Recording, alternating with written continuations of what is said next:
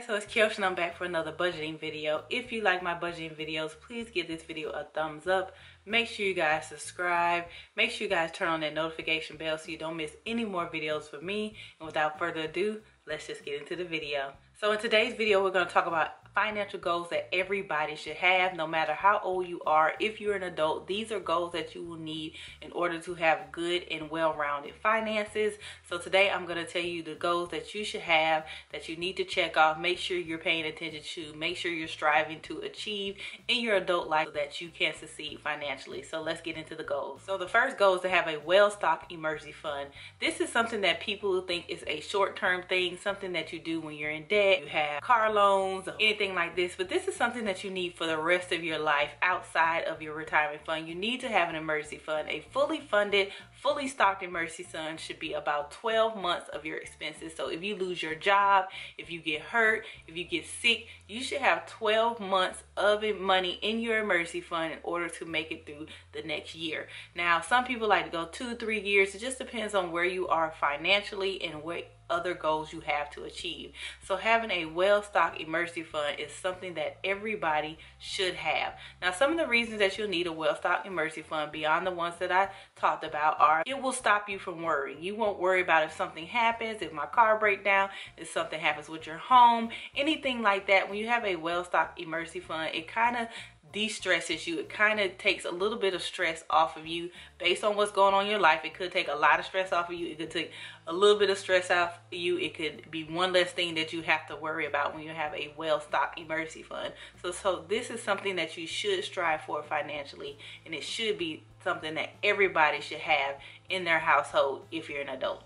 The next thing to strive for is to get out of debt. Getting out of debt will definitely help you in the long run. It is something about not owing anybody any money, and all of the money that you earn, all the money you make is yours to do as you please. Now, just because it's yours and you can do as you please doesn't mean you should be frivolous with it, doesn't mean you should just throw it away. When you're out of debt, you need to make sure you have the fully stocked emergency fund, make sure you're putting money aside, make sure you're taking care of every day, every year, every month goals that you need to take care of as far as like your home maintenance, car maintenance, things like that, so that you can use the money that you were paying on debt to take care of things that you have on a regular basis. Also, it helps you become more fully aware about staying out of debt. One thing about getting out of debt and not owing anybody any money, it makes you very reluctant to get back in debt. You're more prone to paying for things with cash, and you're more prone to not accepting that credit card balance increase or charging everything that you see. Most people who get out of debt stay out of debt for years, and it will take something tragic, something epic, or something like that that will make them get back in debt. But most of the people who get out of debt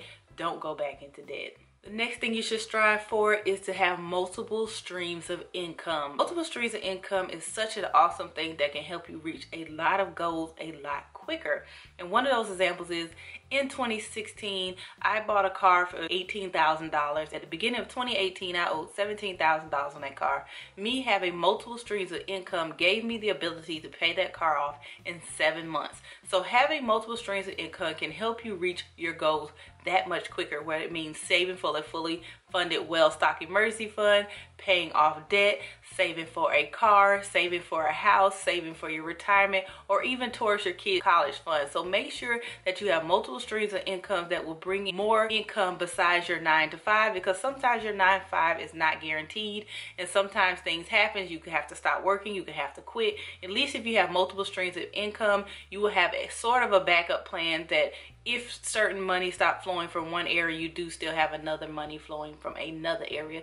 So make sure you have multiple streams of income. The next thing to strive for is to live on less. Whatever amount of money that you make at the moment for the month, make sure you're living below your means. This will guarantee that you will always have excess money to pay off bills, to pay any emergencies that may come up, any car maintenance or home maintenance or anything like that, any kind of emergency that'll come up if you're trying to get out of debt, or if you're trying to build your fully stocked emergency fund. This will guarantee you that other things will not get in the way of reaching those goals. And what I mean about living below your means is that This is when you have a surplus of money left. If you're at a deficit, that means you're living above your means. That means you have too many bills and not enough income. So living below your means is a way to de-stress, is a way to know that you are able, with the income that you have, if you do not have multiple streams of income, you still have a surplus of money left over at the end of the month, even after you pay all your bills, all your wants, and all your needs. So this is something you need to strive for,